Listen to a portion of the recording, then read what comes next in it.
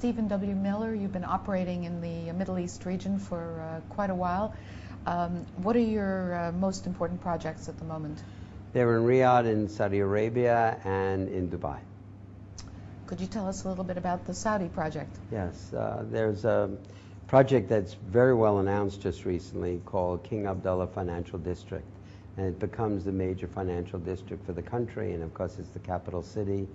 And we are actually the first lead architect involved.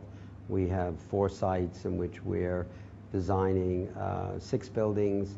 They're already coming out of the ground. We've just started a number of additional ones, and this is our mainstay right now in Riyadh. What about here in the UAE, where you have your office? In Dubai, we are very well known for the Sheikh Rashid Bridge, which is the largest arch bridge in the world. It's 610 meters in length, 205 meters high, and that's only one of the 2 spans, which total 1.7 kilometers.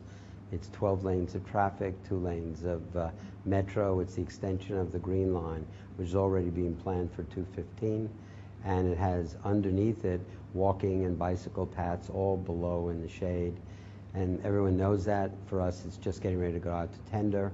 And we're involved in another bridge I can't talk too much about, but it'll be another crossing on the in the creek. And these are the projects that are keeping us very busy right now in Dubai.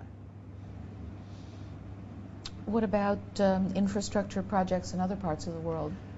It's quite interesting. We just contacted about some work perhaps in Saudi. We're on lists of their all new what they call land bridges, which is their concept of an entire metro and cargo and people moving a train system that's going to run through the kingdom all over the place. So we're involved with some of the contractors going after some of these projects. As I said, we're involved in bridge work in Hong Kong. We're talking to people now, and we have from time to time. We're actually looking at 2 small bridges in the city of Karachi, as well as some very large-scale master planning in Karachi CBD, as well as what they call the Defense Housing Authority, which is enormous large-scale infrastructure work for the armed forces for future housing for retired soldiers. It doesn't sound as if you've been too affected by the economic downturn. Well, we have, like everybody.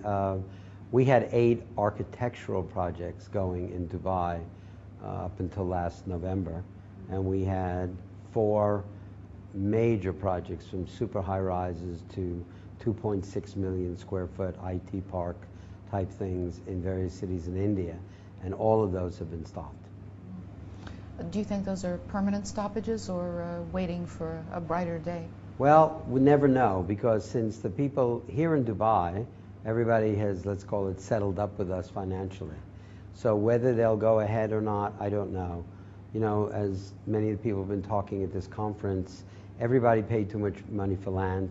Everybody who was the first in were basically destroyed financially. How you can justify going back into those and saying, well, who's going to pay my debt? In fact, I've spoken to some venture capital people from the States and other people who've put together very large funds who would talk to these people, but they say they want their money out and they're never going to get their money out. So whether these projects will ever continue, I have no idea. India's another story.